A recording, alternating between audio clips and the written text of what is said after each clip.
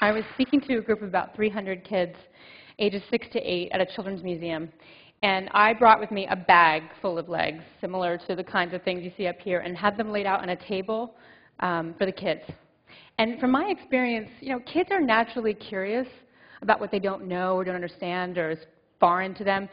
They only learn to be frightened of those differences when an adult influences them to behave that way and maybe censors that natural curiosity or reins in the question asking in the hopes of them being polite little kids.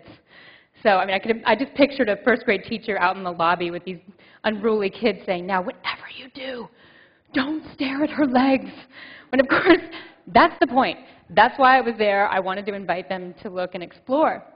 So I made a deal with the adults that the kids could come in without any adults for 2 minutes on their own. So the doors open, the kids descend on this table of legs, and they are poking and prodding, and they're wiggling toes, and they're trying to put their full weight on the sprinting leg to see what happens with that.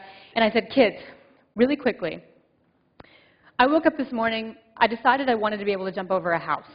Nothing too big, 2 or 3 stories, but if you could think of any animal, any superhero, any cartoon character, anything you can dream up right now, what kind of legs would you build me?" And immediately a voice shouted, "Kangaroo! No, no, no, it should be a frog. No, it should be Go-Go Gadget. No, no, no, it should be The Incredibles," and other things that I aren't familiar with. And then one 8-year-old said, "Hey, why wouldn't you want to fly, too?" And the whole room, including me, was like, "Yeah." And just like that, I went from being a woman that these kids would have been trained to see as disabled to somebody who had potential that their bodies didn't have yet, somebody that might even be super abled. Interesting. So some of you actually saw me at TED 11 years ago, and there's been a lot of talk about how life-changing this conference is for both speakers and attendees, and I am no exception. TED literally was a launch pad to the next decade of my life's exploration. At the time, the legs I presented were groundbreaking in prosthetics. I had woven carbon fiber sprinting legs modeled after the hind leg of a cheetah, which you may have seen on stage yesterday, and also these very lifelike, intrinsically painted silicone legs. So at the time, it was my opportunity to put a call out to innovators outside the traditional medical prosthetic community to come bring their talent to the science and to the art of building legs, so that we can stop compartmentalizing form, function, and aesthetic and assigning them different values. Well, lucky for me, a lot of people answered that call. And the journey started, funny enough, with a TED conference attendee, Chi Perlman, who hopefully is in the audience somewhere today. She was the editor then of a magazine called ID, and she gave me a cover story. This started an incredible journey. Curious encounters were happening to me at the time. I'd been accepting numerous invitations to speak on the design of the cheetah legs around the world, and people would come up to me after the conference, after my talk, men and women, and the conversation would go something like this. "You know, Aimee, you're very attractive. You don't look disabled." I thought, well, that's amazing, because I don't feel disabled. And, it really opened my eyes to this conversation that could be explored about beauty. What does a beautiful woman have to look like? What is a sexy body? And interestingly, from an identity standpoint, what does it mean to have a disability? Pamela Anderson has more prosthetic in her body than I do. Nobody calls her disabled.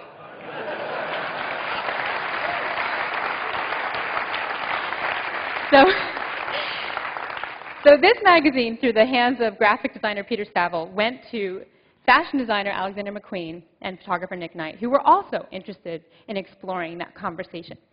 So 3 months after TED, I found myself on a plane to London doing my first fashion shoot, which resulted in this cover, Fashion Able. 3 months after that, I did my first runway show for Alexander McQueen on a pair of hand-carved wooden legs made from solid ash. Nobody knew. Everyone thought they were wooden boots. Actually, I have them on stage with me. Grapevines, magnolias, truly stunning. Poetry matters. Poetry is what elevates the banal and neglected object to a realm of art. It can transform the thing that might have made people fearful into something that invites them to look, and look a little longer, and maybe even understand. I learned this firsthand with my next adventure, the artist Matthew Barney, in his film opus called The Cremaster Cycle. This is where it really hit home for me, that my legs could be wearable sculpture. And even at this point, I started to move away from the need to replicate humanness as the only aesthetic ideal. So we made what people lovingly refer to as glass legs, even though they're actually optically clear polyurethane, aka bowling ball material. Heavy. Then we made these legs that are cast in soil with potato root system growing in them and beet roots out the top and a very lovely brass toe. There's a good close-up of that one. Then another character was a half woman, half cheetah, little homage to my life as an athlete. 14 hours of prosthetic makeup to get into a creature that had articulated paws, claws, and a tail that whipped around like a gecko. And then another pair of legs we collaborated on were these. Look like jellyfish legs, also polyurethane. And the only purpose that these legs can serve outside the context of the film is to provoke the senses and ignite the imagination. So whimsy matters. Today, I have over a dozen pair of prosthetic legs that various people have made for me. And with them, I have different negotiations of the terrain under my feet, and I can change my height. I have a variable of 5 different heights. Today, I'm 6'1". And I had these legs made a little over a year ago at Dorset Orthopedic in England, and when I brought them home to Manhattan, my first night out in the town, I went to a very fancy party, and a girl was there who has known me for years at my normal 5'8". Her mouth dropped open when she saw me, and she went, "But you're so tall!" And I said, "I know, isn't it fun?" I mean, I know it's a little bit like wearing stilts on stilts, but I have an entirely new relationship to door jams that I never expected I would ever have. And I was having fun with it. And she looked at me and she said, "But Aimee, that's not fair."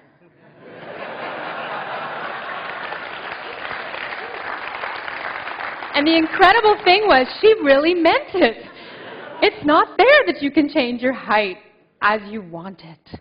And that's when I knew. That's when I knew that the conversation with society has changed profoundly in this last decade. It is no longer a conversation about overcoming deficiency. It's a conversation about augmentation. It's a conversation about potential. A prosthetic limb doesn't represent the need to replace loss anymore. It can stand as a symbol that the wearer has the power to create whatever it is that they want to create in that space. So people that society once considered to be disabled can now become the architects of their own identities and indeed continue to change those identities by designing their bodies from a place of empowerment. And what is exciting to me so much right now is that by combining cutting-edge technology, robotics, bionics, with the age-old poetry, we are moving closer to understanding our collective humanity. I think that if we want to discover the full potential in our humanity, we need to celebrate those heartbreaking strengths and those glorious disabilities that we all have.